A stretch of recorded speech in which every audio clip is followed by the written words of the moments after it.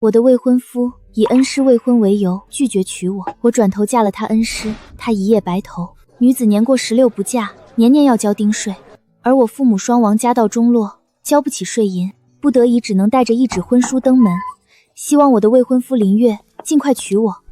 然而一年又一年，我得到的答复始终是明年吧，明年再说。明年，又是明年。他这样的话，我听了3年。3年前，我父亲在官场上被歹人牵连，他去世前曾去信林家，让林月快来娶我。我一边守着孝，一边等啊等，却始终没有等到林家的花轿。第1年，他说明年吧，你父新丧，就想着嫁人，不嫌晦气吗？第2年，他说够了，苏雨堂，整日就知道说嫁娶一事，满脑子都是这些淫欲龌龊的安杂勾当，难道你离了男人就活不下去了吗？今年已经是第3年了，而今年的丁税更是中了5成。林月，我想得到一个确定的成婚的日期。我说明年就明年，苏雨堂你烦不烦？问起来没完没了。我想知道为什么一定要是明年，为什么今年不行？自是因为我的教书老师尚未成婚。诸葛先生可是当世大儒，笔下的文章可治国更可安邦，连陛下都曾3顾茅庐请他出山，而他至今孑然一身。我若在他之前结婚，岂不是倒反天罡，惹得先生不快？我若能得诸葛先生垂青，敌其指点1、2，日后入朝为官，平步青云指日可待。而你却非要逼我先成婚，是想毁了我的前程吗？苏雨堂，我竟不知你居然如此恶毒！不是的，我没有。够了！你是我未婚妻，我自会信守承诺娶你过门，但不是现在。给我滚回偏院，哪里也不准去。我还有事，没空跟你在这儿浪费时间。苏姑娘，今年的税银你凑够了吗？实在不行，大家伙凑一凑也成。再忍忍，明年少爷说了，明年一定娶你。明年，就算等到后年，我也不会娶她。所谓的怕惹诸葛先生不快，那都是骗他的说辞，仅此而已。我就是想拖着，他越是想嫁，我就越不娶。看着他眼巴巴等我的样子，我就觉得好笑。我不仅不娶她，还早就买通了税官，故意年年给她加丁税。凭什么他催我娶她，我就要遂他的意。不过岳少爷，你这么拖着你未婚妻，就不怕她嫁给别人？就她那种破落户，除了我，谁还会要？岳少爷可真有你的，这么一个漂亮娘子，竟然为你心甘情愿吃的。就是拖着吧，她越是想嫁，我就越不娶。明年我还要再让人把她的税银提高3成。3成？今年的丁税他估计都交不起了，明年再提3成，他怕是要卖身去凑税银喽。岳少爷是什么人？那破落户想嫁，就让他多卖几次呗。这是我家那个破落户交税余出来的银子，赏你了。谢谢林少。只要你把本少伺候好，今年余出来的银子，我还赏给你。林少，你真坏！原来这一切都是你在玩弄我。林月，我在林府寄人篱下，1分月礼都没有，只能给京城附庸画雅的闺阁小姐写诗作画谋生，而你轻飘飘一句话就收买了税官，就要让我多熬无数个夜晚，也让我这3年的等待沦为笑话。父亲去世前叮嘱我孤身一人，凡事要忍让些，但父亲还告诉我事不过3。林约，这1年我不等了。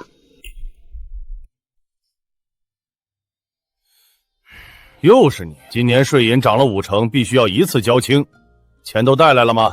我不交了。确定不交了？据我所知，你是有未婚夫的人，你确定？走后续流程吧。按照条例，年满16且交不上丁税者，官府有权为其进行婚配。王婆，给他配婚吧。就他了，老婆子我又促成了一桩姻缘。这是男方的名帖，你先回去收拾收拾东西，今日就完婚。诸葛明这个名字怎么跟林月的教书先生同名？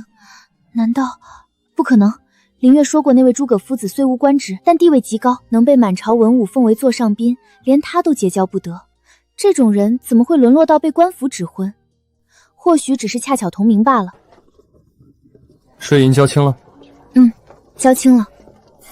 果然如此。我的青玉香笼、云锦枕，还有那套紫砂茶具都带上。都当心点儿，这些东西每一样都价值连城，碰坏一个，把你们卖了都赔不了。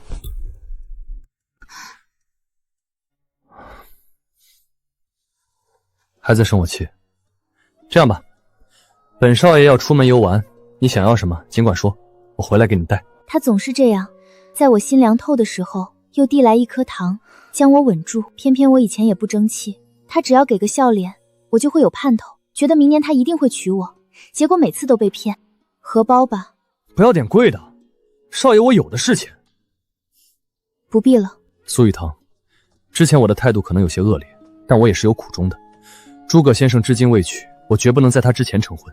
我希望你能理解我，而不是硬要拿婚书要挟逼我娶你。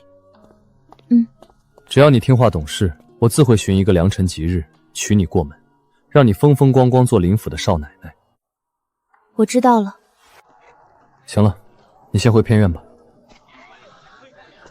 赶紧搬，不要耽误了本少爷的时辰。苏娘子，你怎么还在磨蹭？吉时已到，赶紧收拾收拾东西，出嫁吧。出嫁？什么意思？苏雨堂，你要嫁给谁？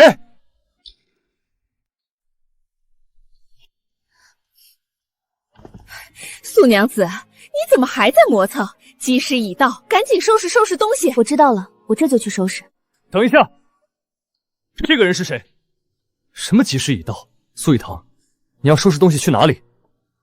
当然是我准备回老宅住段时间。这位是王娘子，我们同路，就约好了一起回去。原来是回老宅。行，反正这段时间本少爷不在府中，你便回去吧。只要我回府时你能出来接我便可。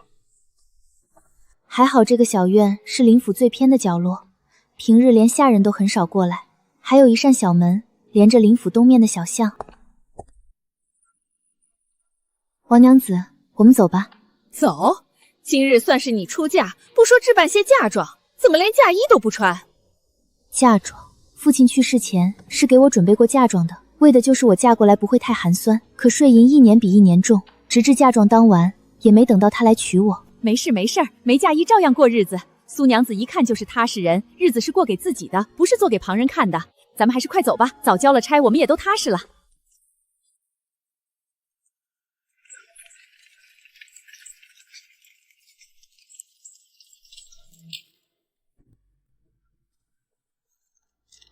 诸葛明是住哪里来着？墙北书院附近。这不是林月以前去读书的书院吗？难道这位诸葛明也是诸葛夫子的学生？我知道在哪儿，跟我走吧。诸葛明，你娘子来了。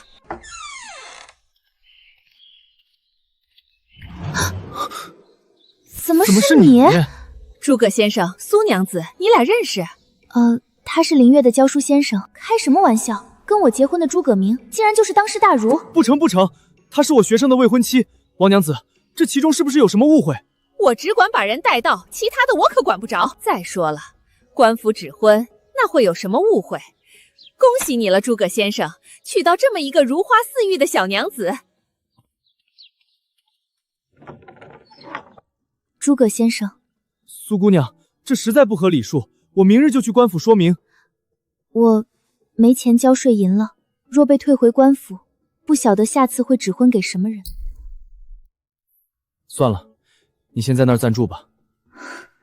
我知道诸葛先生是一个很心软的人。3年前林月去书院读书，我为了给他留个好印象，寒冬腊月里特意做了卤面送去书院，后油增着汤水，到书院时还热辣滚烫。听说这女的是林月的未婚妻，叫什么来着？谁稀罕知道她的名字？没想到岳少爷竟有如此寒酸的未婚妻。我不是说过让你老老实实待在偏院，谁让你来书院的？我给你做了碗卤面，你趁热吃。滚开！谁要吃你做的垃圾东西？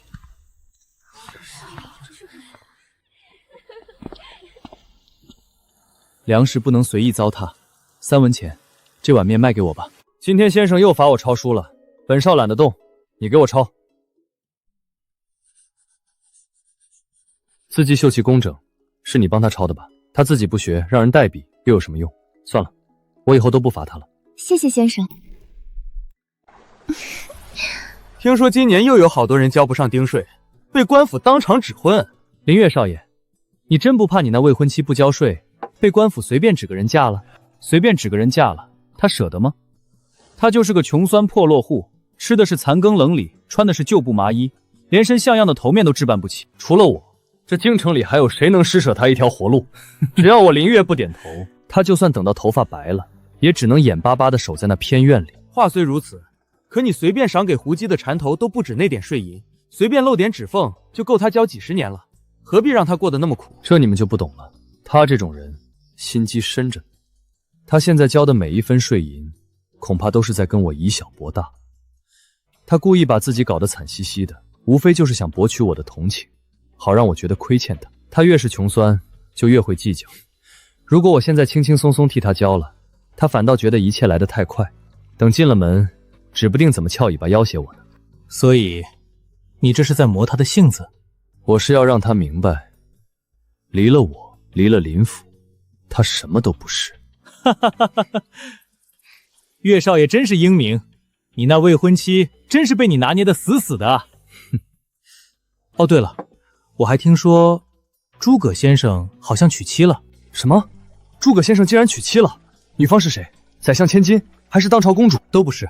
哦，除了这2位贵女，普天之下还有谁配得上诸葛先生？我也不太清楚，只听说女方姓苏，好像叫什么苏雨堂。你说什么？苏雨堂？我也不太清楚，只听说女方姓……算了算了，既然不是名门贵女，那也没什么好谈论的。不过这次回城，我必须要准备一份重礼，去祝贺诸葛先生大婚。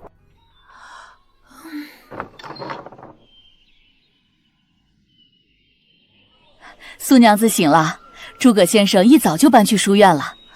搬去书院了？是啊，诸葛先生说你们虽是远房亲戚，但男女有别，得避嫌，所以他就搬去书院住了。真是迂腐，倒显得我像个恶人，生生把他逼走了。算了，我先写写文章攒些银钱，若他实在不愿娶，等我凑够税银就搬走。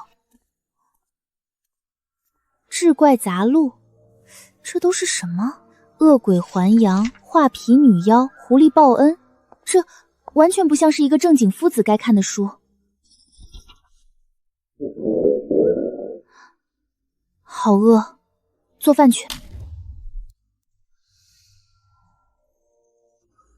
恩人，你救了我的命，我报恩来了。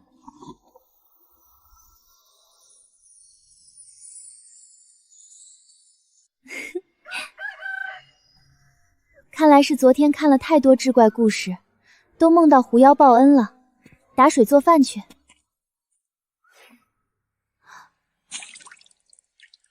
怎么回事？水缸怎么满了？我明明记得昨天用了一半，难道是我记错了？应该是我记错了。不对，不对，不对，水缸米缸凭空满了，篮子里多了那么多鸡蛋，难不成真有狐仙？今晚不能睡死，看看狐仙长什么样。不是狐仙报恩，而是诸葛先生。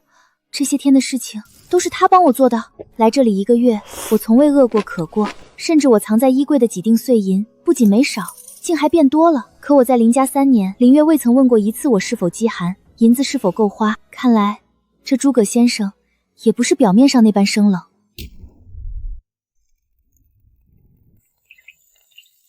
吃人手短，拿人手软，我可不是干吃白饭的赖皮姑娘。关关雎鸠，在河之洲。窈窕淑女，君子好逑。关关雎鸠，窈窕淑女，君子好逑。求之不得，寤寐思服。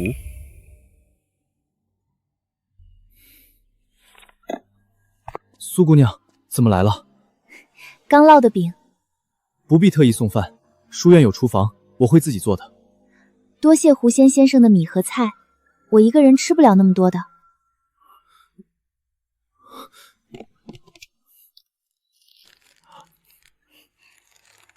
苏姑娘，你还是快些走吧，以后也不要再来了。若让人看见，影响了你的名声，往后还怎么嫁人？诸葛先生果然是不想娶我的，处处避嫌，生怕与我扯上关系。知道了。我是丹凤眼，林月说我长得像狐妹子，一天到晚净想着嫁男人。诸葛先生那样老实规矩的读书人，应该也不会喜欢我这样的吧？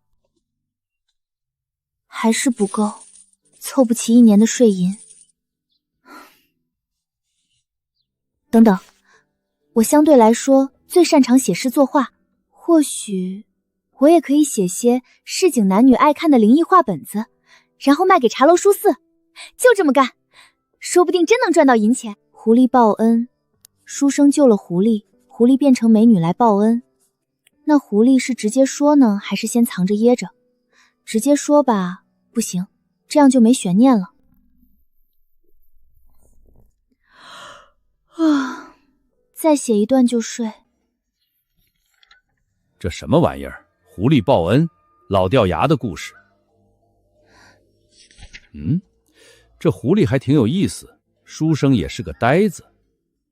姑娘，后面的呢？啊？后面的呢？这故事还没写完啊！狐狸到底跟没跟书生坦白？还在写，还在写。这是50文，这半部我先卖着，你赶紧回去写，写好了送来。若卖得好，后续还能合作。谢谢掌柜，谢谢掌柜。掌柜的，后续我一定认真写。米、面、鸡蛋、青菜全买齐，把米缸菜篮填得满满当当。这下看诸葛明还怎么半夜偷偷送粮。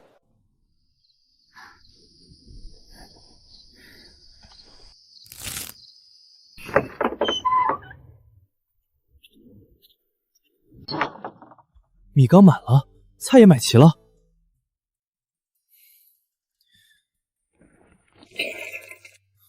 柴总能用上。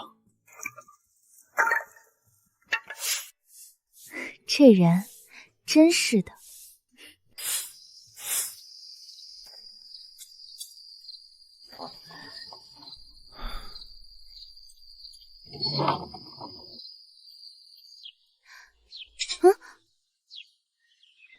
昨天是何胭脂，今天是童静。他除了不爱搭理我，对我还挺好的。画本卖得出乎意料的好，不到1月我就已攒够了税银。今天是中秋，过完节再跟诸葛明告辞吧。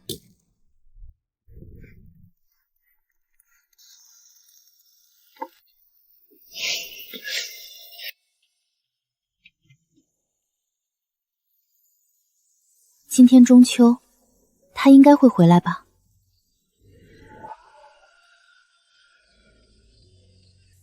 苏雨堂，看你多讨人厌，都把人气得不敢回家了。一个人过节也没意思，不如去衙门把税银交了，问问这指婚能不能作废。差役大哥，我想问个事。大半夜的，什么事儿？我帮朋友问问，若补交税银，这指婚能作废吗？补交税银？你朋友叫什么？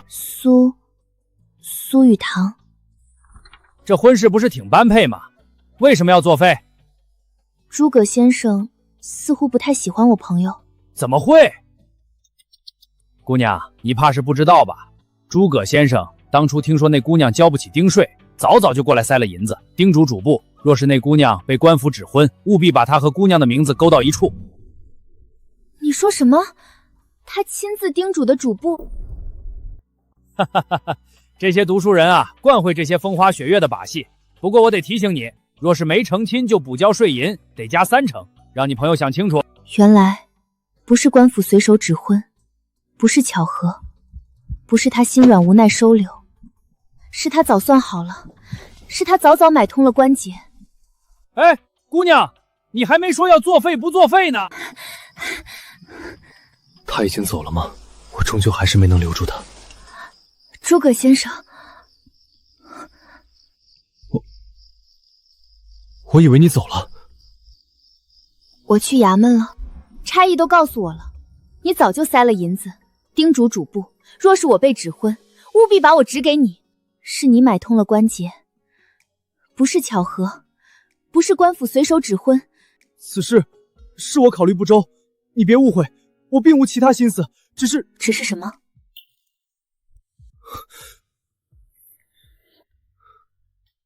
你父亲曾是我的老师。当年我穷得交不起束修，是先生不嫌弃我，倾囊相授。江州落霞书院，你那时6岁，先生每日清晨都在书院打拳，你就坐在一边看。落霞书院，你是那时候？你见了人就喊师兄师姐，嘴甜得很。后来老师被牵连，家产超没。我赶到的时候，你已经去了京城。你上京找林月那天，在书院门口，我一眼就认出你了。可你有未婚夫，我也不好插手，只能默默看着。所以你帮我，是因为我父亲？先师对我恩重如山，我铭记五内，一心想报答。老师若是知道你被随意指婚，过得不好，泉下有知，不知要伤心成什么样。所以，我是想让你先在这里待着，若以后遇到良人，我便以兄长身份送你出嫁。所以，你是来报恩的。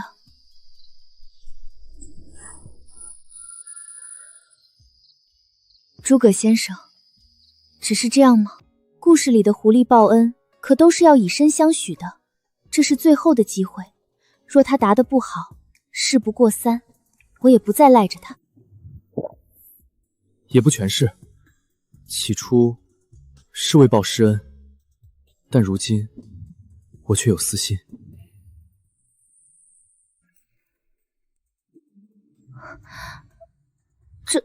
这是什么？给你的中秋礼物。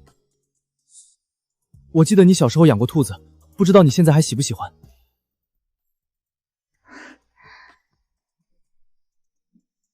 你是不是又想说男女授受不亲这些话？我不想听。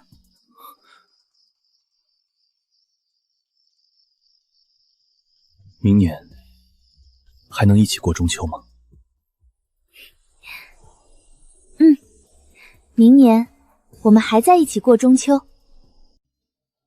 终于回京城了，事不宜迟，我们赶紧准备重礼，前去拜访诸葛先生。如今正是诸葛先生新婚燕尔之时，是，若能趁机博他好感，得他垂青，本少就能一步登天了。岳少爷言之有理，那我们快去吧。不过话说回来，到底是谁嫁给了诸葛先生？我听说女方非但不是高门大户，反而是连丁税都交不起的，被官府指婚给诸葛先生了。难道是苏雨堂？难道是苏雨堂？我在胡思乱想什么？苏雨堂那个女人纠缠我这么久，宁愿天天抛头露面蹭银子，也要年年交丁税等我娶她。她怎么可能嫁给别人？她这辈子也逃不出我的手掌心。诸葛先生？不会吧？诸葛先生何等身份？怎么会娶一个连丁税都交不起的女人？对了，苏雨堂交了多少年丁税了？回少爷，算上今年3年了。3年了吗？罢了，明年就不让他交了吧。看在婚约的份上，我就勉为其难娶了她吧。少爷娶她，那真是他3生有幸。去买个荷包，要最时兴的花样，绣金线的。少爷这是要送苏姑娘？本少爷第一次讨好女人，她见了，指不定要高兴成什么样。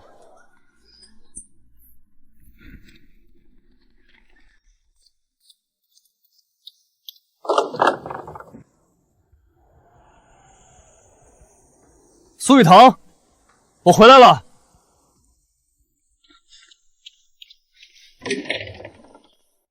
他不会走了吧？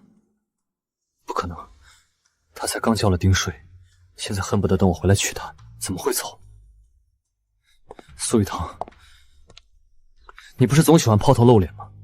不是去书局抄书，就是去卖画写字，永远不会像个大家闺秀一样安安静当待在家里。这次又去了哪里？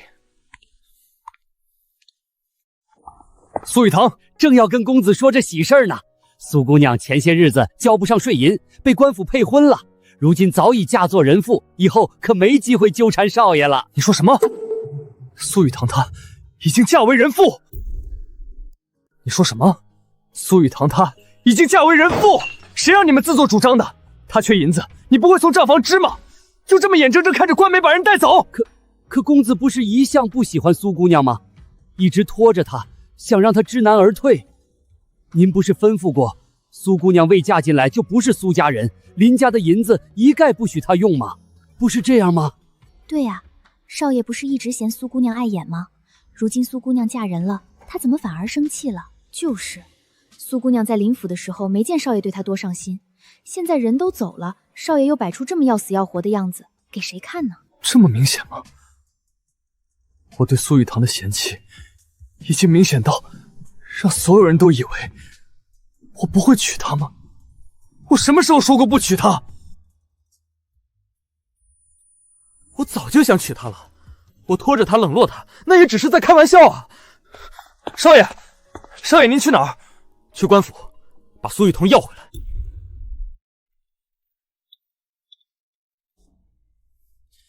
给我把主簿叫出来！谁敢在衙门种地大呼小叫？原来是林公子，您怎么来了？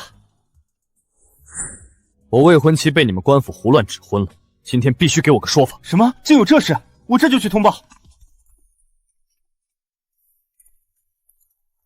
林公子，官府指婚是按律例办事，女子年满16交不起丁税，官府有权配婚，你有什么意见？她是我未婚妻，我有婚书为证。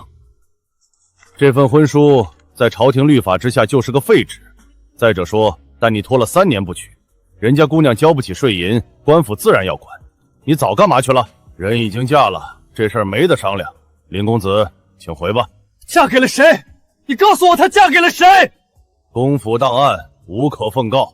送客。林公子，请吧。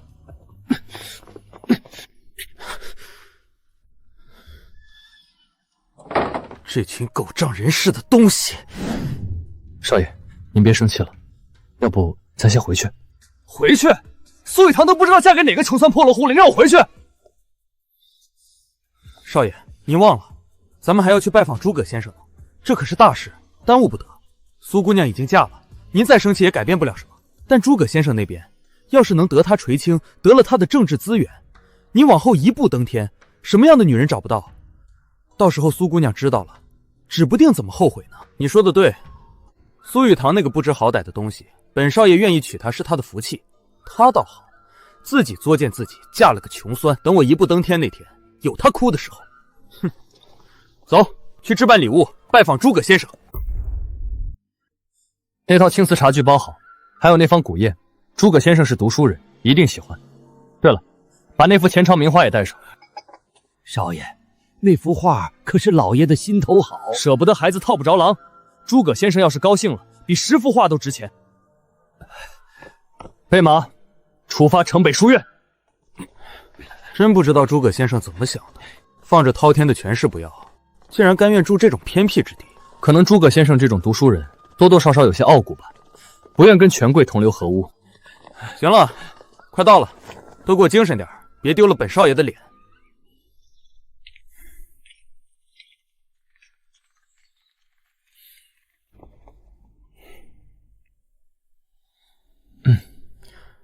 诸葛先生在吗？林府林公子前来拜访。诸葛先生，林公子来拜访您了。怎么回事？难道不在家？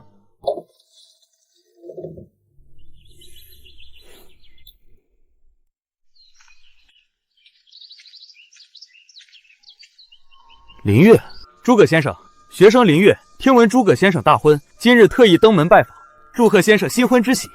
快把礼物给诸葛先生抬上来。是。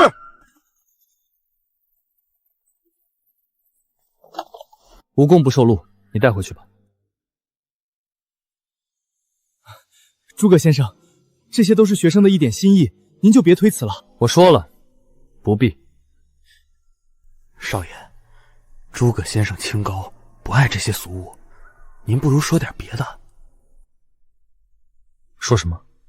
不如就说您是来拜见师母的。什么？拜见她？那不过是个交不起丁税的穷酸女人，也配本少爷拜见？少爷，现在不是计较这个的时候。小的听闻诸葛先生最是宠妻，您把拜访的重心纵在师母身上，就说您是专程来拜见师母的。诸葛先生一高兴，说不定就让您进去了。有道理。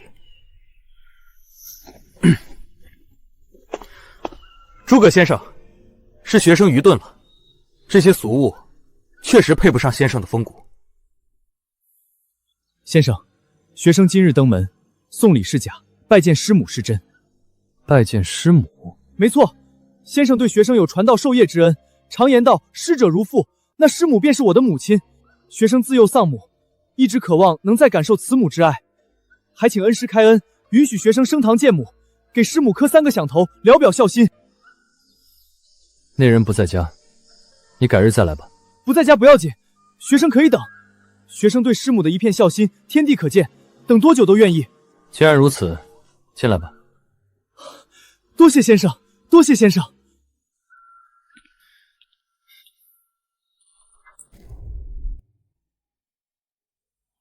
先生这院子虽不大，但收拾的真雅致，一看就是师母的功劳。先生，不知师母何时回来？学生也想尽快聊表孝心。快了，你若不想等待，自可离去。愿等愿等，今日师娘不回，学生哪怕等到天黑也愿意等。今天运气好，买到了这么新鲜的鱼。师兄最近天天夜里来帮忙，都有些瘦了，得给他好好补补。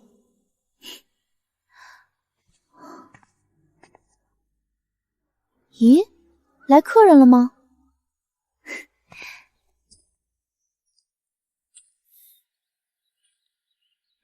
回来了。先生，是师娘回来了吗？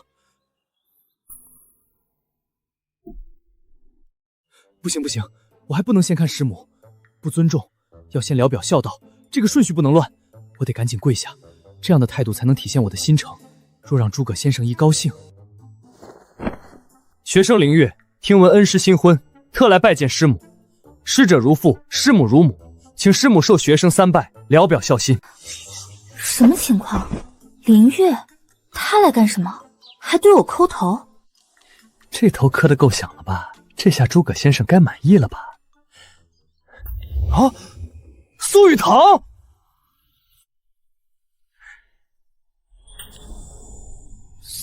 苏雨堂，怎么会是你？苏雨堂，你怎么会在这里？你知不知道我找了你多久？我在哪里跟你有什么关系？你来干什么？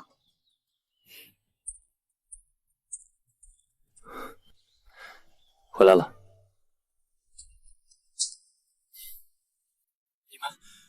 你们，苏雨堂，你嫁给了诸葛先生，我所谓的师母就是你。我买了些青菜，还有一条鱼，一会儿我给你鱼汤喝。对了，狐仙天天夜里来报恩，肯定也睡不好，以后就留在这个院里吧。好，都听你的。苏雨堂，我再问你话，你是不是嫁给了诸葛先生？是又怎样？不是又怎样？林公子，这跟你有关系吗？诸葛先生，她是学生的未婚妻，您怎么能娶她？这简直罔顾人伦。她之前是你未婚妻不假，但你拖了3年不娶，她交不起税银，官府指婚，合情合法，何来罔顾人伦一说？可她是我的女人。林公子请慎言，谁是你的女人？你拖了我3年，我等你3年，你说过一句准话吗？你买通税官给我加税的时候，想过我是你的未婚妻吗？你把我的税银赏给歌姬的时候，想过我是你的未婚妻吗？我等够了，也不想等了。现在我是诸葛明的妻子，跟你没有关系了。林月，你今天来，如果是祝贺我新婚，我领情；如果有其他不相干的事，那就请回吧。诸葛先生，您知不知道，她是我等了3年的未婚妻，明明再过1年，我就决定娶她了。是啊，3年了，从她来京城至今，这3年的时间里，你没有给过她半分的关怀，你带给她的只有冷眼、嘲讽、加税、羞辱。少爷，要不咱先回去。苏雨堂，你告诉我，你是不是在跟我赌气？你是不是因为我不娶你，所以才嫁给诸葛先生的？林月，我跟你没什么好赌气的，我只是不想再等了。我明年就娶你，我真的明年就娶你。你每年都说明年，我听了3年，不想再听了。你如果没有别的事，就请你离开。等一下，你之前说要荷包，我买了，最时髦的花样，绣金线的。不要了。你说要的，你说要荷包，我特意给你买的。你知不知道，本少爷从来没给女人买过东西。是吗？你在画棚上赏歌姬银子的时候，一出手就是几十两，给我买荷包，几个铜简。我当时没带那么多钱。你随手赏给歌姬的银子，够我交几10年的丁税。你给我买荷包，连顿饭钱都不够。林月，这个荷包，连同门口的那些东西，你全都带回去吧。诸葛先生，这是我跟他之间的事。她现在是我的妻子，你跟她之间的事，就是我的事。雨堂，林月，你想干什么？少爷，咱们先回去吧。苏雨堂，你告诉我，你是不是在跟我赌气？你是不是因为我不娶你，所以才嫁给他的？林月，我跟你说最后一次，我没有跟你赌气，我只是不想再等了。你走吧。诸葛先生，你是不是故意的？你是不是早就知道她是我的未婚妻，所以才娶她？我不知道她会嫁给我，但我知道你配不上她。滚出去，这里不欢迎你。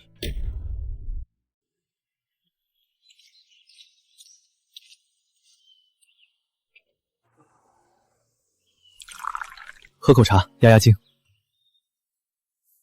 诸葛先生，你刚才好凶。有吗？我第一次见你那样，你平时说话都温温和和的，刚才对林月简直像换了个人。因为她欺负你。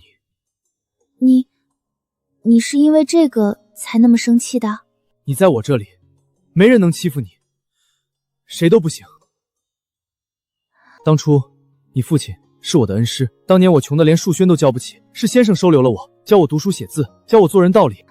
先生说过，他这辈子最放心不下的就是你。先生他是个很严厉的人。严厉？我记得他对我从来不严厉。对你当然不严厉，你是他女儿，他舍不得，但对学生就不一样了。我记得有一年冬天，我写了一篇文章，自己觉得写得不错，兴冲冲拿去给先生看。先生看完一句话没说，扔进火盆里烧了。烧了？为什么？先生说写的狗屁不通，留着也是丢人。我父亲说话这么难听吗？难，但是有用。从那以后，我再也不敢敷衍了事，每写一篇文章都要反复修改10几遍。先生教了我很多东西，不光是怎么写文章，还有怎么做人。他说当官不是为了升官发财，是为了替百姓办事，如果做不到就别去当官，免得祸害人。我父亲他是个好官。他是，所以后来他被牵连，我才那么恨。你后来为什么不继续当官了？因为先生死了。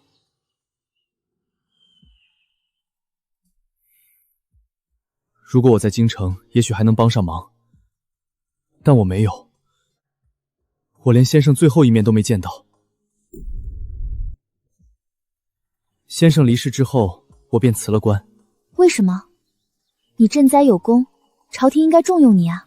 我当官是因为先生教我要为国为民，但先生本身无罪，只是受人牵连，圣上眼目不明，看不到真相，这样的皇帝不值得我效忠。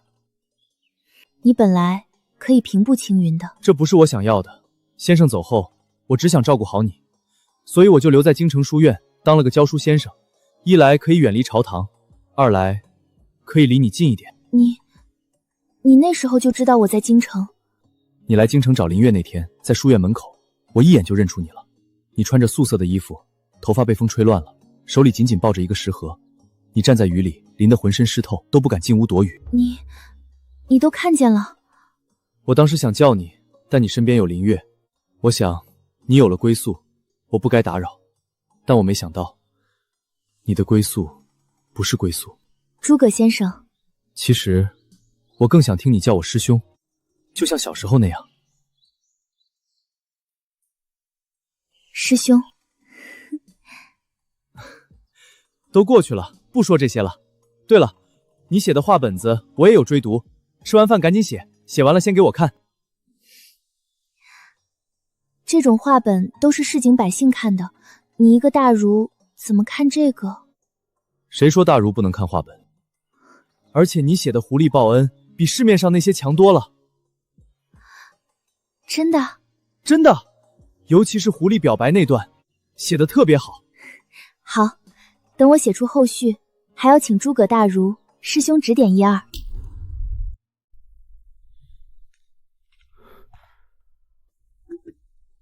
少爷，喝口茶吧。你说，他凭什么不要？少爷是说苏姑娘？除了他还有谁？本少爷对她够好了，让她住在林府，给她口饭吃，她倒好，转头就嫁了个穷酸教书的。少爷，诸葛先生不是一般的教书先生，而是当今陛下都重视的人物。闭嘴！他有什么了不起？不就是写了几篇文章吗？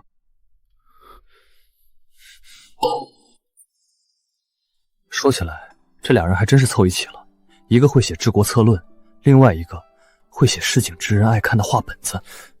什么意思？苏雨堂还会写话本子？少爷不知道吗？苏姑娘最近写的狐妖报恩话本子，在书肆卖的还极好，如今甚至都在京城传开了。听说她靠这个赚了不少钱。她倒是挺能折腾，在林府的时候写诗作画，嫁了人又开始写话本子了。等等，你说她靠写话本子赚钱？对，怎么了，少爷？那如果本少不让他赚呢？少爷的意思是，本少爷给全京城书宿施压，让所有老板都不敢买他的话本子，断了他的财路，没有收入，我看他怎么过日子。可是少爷，诸葛先生那边，诸葛明，一个穷教书的，我怕他。苏雨堂要是没了收入，自然会乖乖回来求我。你明天去各个书肆打招呼，谁要是敢收苏雨堂的稿子，就是跟我林玉过不去。少爷，这样会不会太狠了？狠？她嫁人的时候怎么不想想我的感受？苏雨堂，你给我等着，总有一天你会跪着求我收留你。掌柜的，新稿子写好了，您看看。苏姑娘来了。怎么了？苏姑娘，这稿子我不能收了。为什么？之前不是说卖得很好吗？卖是卖得好，但是有人打了招呼，不让收您的稿子。谁？这我不能说。苏姑娘，您别为难我了，我小本生意得罪不起人。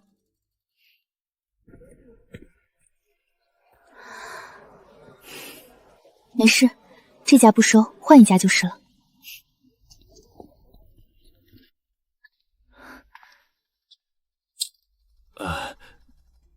不收，不收，不收，不收。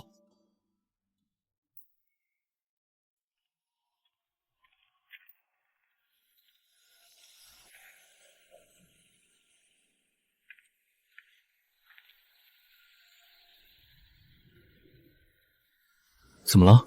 没事。稿子没有卖出去。书肆都不收我的稿子了。都不收？问了好几家都不收，掌柜支支吾吾的，好像有人打了招呼。师兄，是不是我写的太差了？不是。那为什么都不收？可能是别的原因，你别急，我来想办法。师兄，你已经帮我够多了，你是我妻子，帮你是应该的。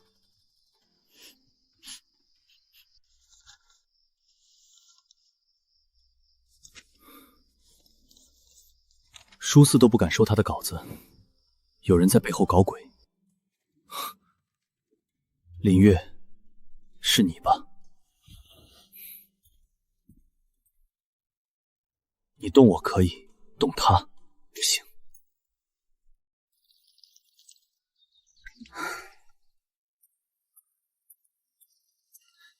今天再去试试。可是掌柜们都不收。再去试试，也许今天不一样了。好，我再去试试。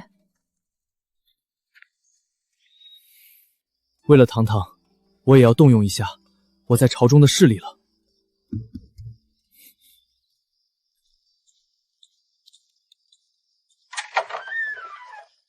请问是诸葛明诸葛先生吗？我是，在下是宰相府管家，我家老爷想拜访诸葛先生，不知先生何时方便？宰相大人要见我。老爷说久仰先生大名，想当面请教几个问题。那我便在家中恭候宰相大驾。多谢先生，小的这就回去禀报。宰相嘛，来得正好。宰相大人，久违了。先生客气了，在先生面前，我哪敢称大人。请。先生还是这么简朴，习惯了。其实宰相大人今日不来，我也准备登门拜访。哦，连陛下都请不动诸葛先生，竟准备前去我那小小的宰相府，所谓何事？天子脚下有人徇私枉法。先生此言何意？那人写了一部话本，在全京城都传开了，但一夜之间，所有书肆都拒收他的稿子。有这种事？看来有人从中作梗。先生知道是谁做的？不知道，但能让这么多书肆同时拒收，想必不是一般人。先生放心，这件事我一定查到底，无论牵扯到谁，绝不姑息。多谢。先生言重了，先生的事就是我的事。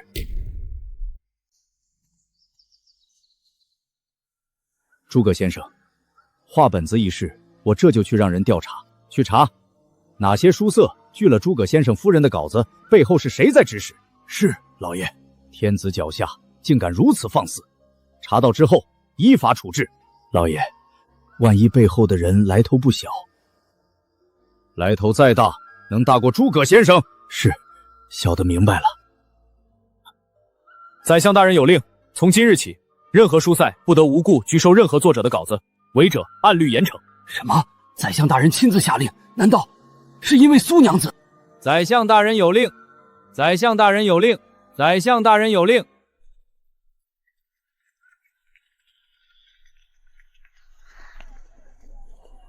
嘿嘿，苏姑娘，您可来了，快请进，快请进。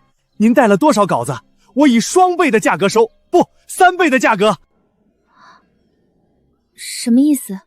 掌柜的，您不是说不收我的稿子了吗？那是误会，误会。苏姑娘的画本子让所有人看了都欲罢不能，我们求之不得。您有多少，我们收多少。等一下，苏姑娘，别卖给他，您的稿子我们也要，我们出10倍的价格。10倍？10倍的价格还要意思说？我们出20倍，独家卖给我们，我们出30倍的价格，50倍。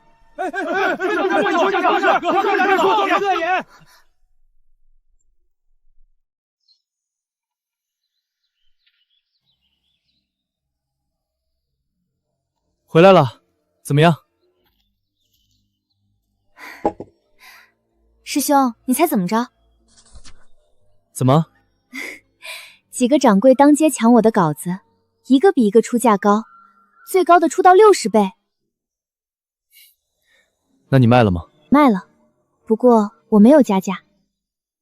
为什么？先是莫名其妙的拒收，又是莫名其妙的抢稿，我总觉得这事儿有蹊跷。不管加价多少倍，我拿着都不安心，索性原价售卖。师兄，这件事是不是你帮的忙？我只是跟宰相提了一句。你又帮我？我说了，你是我妻子。师兄，谢谢你。不用谢，去写稿子吧，几家掌柜还等着呢。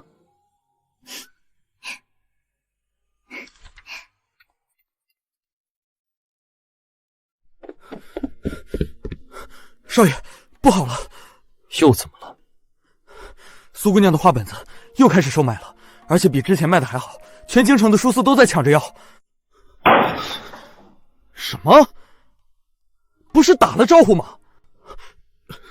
宰相府的人出手了，所有书肆都不敢再不收，而且什么？而且听说宰相亲自下的令，谁要是敢拒收苏姑娘的稿子，按律严惩。宰相？苏雨堂怎么攀上宰相的？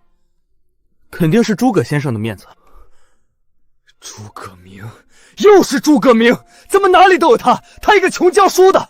少爷，诸葛先生不是一般人，咱们惹不起，我就不信了。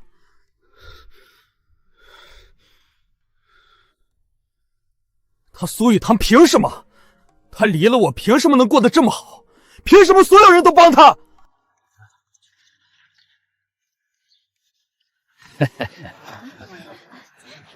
你敢收苏雨堂的稿子？林公子，您就别害我了。宰相大人亲自下的令，您要是有意见，找宰相说去。再说了，苏姑娘的画本子卖得好，我凭什么不收？您要是没别的事儿，请回吧，别耽误我做生意。少爷，咱们走吧。林公子，您别来了，苏姑娘的稿子我收定了，您说什么都没用。快走，别耽误我做生意。苏雨堂、诸葛明，你们给我等着！3年，我等了你3年，你就这样对我？我让你住在林府，给你口饭吃，你转头就嫁了别人，我到底哪里比不上诸葛明？既然我得不到你，那谁也别想得到。少爷，您这是怎么了？阿福，你说，如果苏雨堂死了，诸葛明还会要他吗？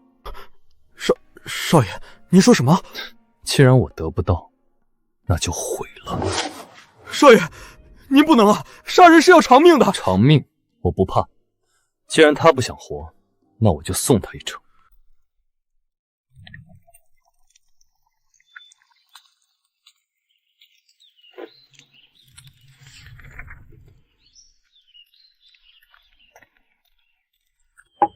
师兄，吃饭了。今天心情不错。掌柜说我的画本子卖得特别好，让我多写几部。那你要辛苦了。不辛苦，写画本子是我喜欢的事。师兄，你说林月会不会再来找麻烦？也许会，但我不会让你受到半点伤害。师兄，他不是好人，万一他……不用担心，有我在。师兄，你真好。快吃吧，粥要凉了。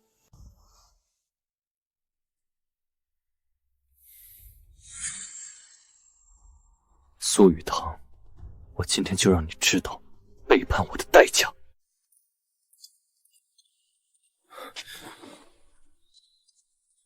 你咋还在这儿呢？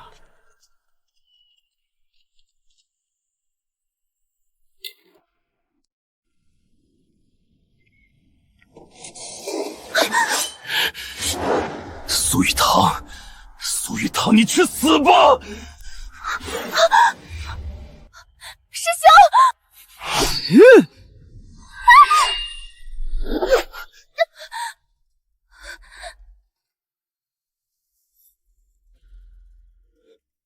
林约，你想干什么？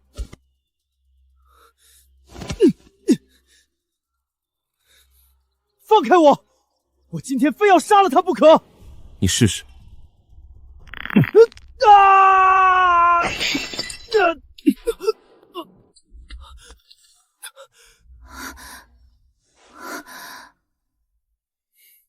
没事了。林月，你输不起就要杀人，你凭什么抢我的女人？她不是你的，从来都不是。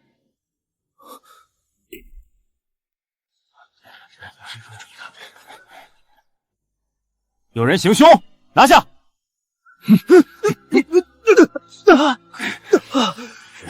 放开我！你们知道我是谁吗？林公子，行凶杀人，天王老子来了也没用。少爷，少爷，大人，我家少爷是一时糊涂，您高抬贵手。一时糊涂，带匕首来杀人叫一时糊涂，带走！苏雨堂，你等着，我不会放过你的。林月，你不会有这个机会了。敢刺杀堂堂，够你把牢底坐穿了。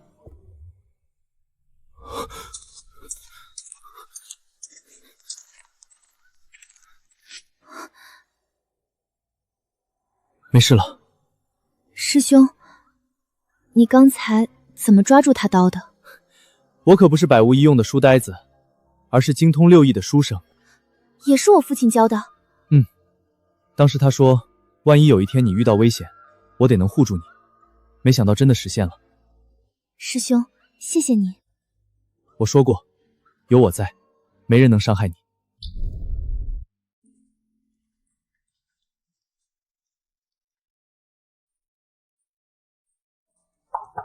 林公子，吃饭了。不吃的话，明天可没力气受审。我要见诸葛明。见诸葛先生？你做梦呢！我要见他，我要见他，我有话跟他说。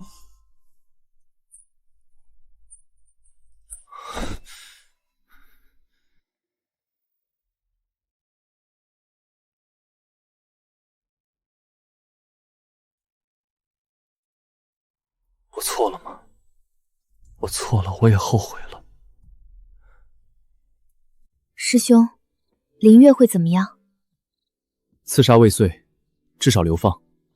如果他家里疏通关系，也许能轻判。我没想到他会变成这样。他不是变成这样，他一直是这样，只是你以前没看清。我当初怎么会觉得他值得等？因为你善良。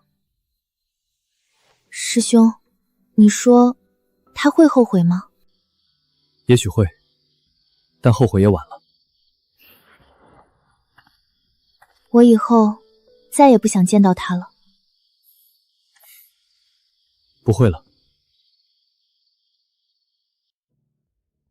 堂堂，我们当初成婚太仓促，找个良辰吉日再补办一场婚礼吧。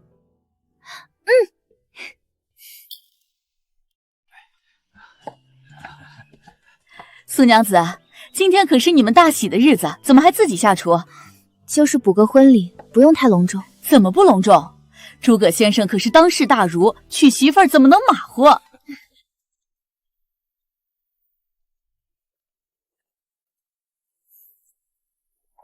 给你的。师兄，这……上次给你的是木簪，我手艺不好，这次是买的。你什么时候买的？攒了很久的蜀绣。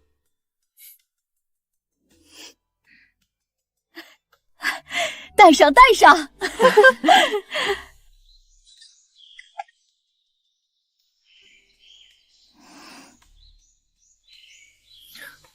好看。一拜天地，二拜高堂，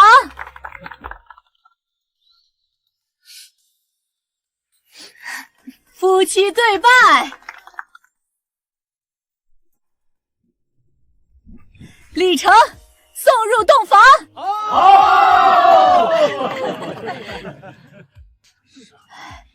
诸葛先生，你可要好好对苏娘子。我会的。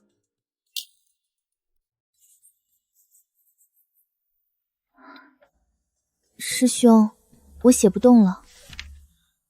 那就休息一会儿。这个小家伙老踢我，我都没法专心写了。男孩女孩？不知道，你想要男孩还是女孩？都一样。真的？只要是你生的，都好。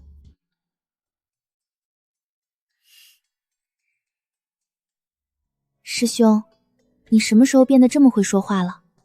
跟你学的。师兄，去年的中秋，你说明年还能一起过吗？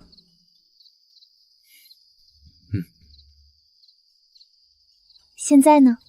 明年、后年，每一年。师兄，你说我们给孩子取什么名字？如果是男孩，叫诸葛念苏；如果是女孩，叫诸葛念唐。念苏，念唐，念着苏家，念着你。师兄，这辈子遇到你，是我最大的福气。我也是。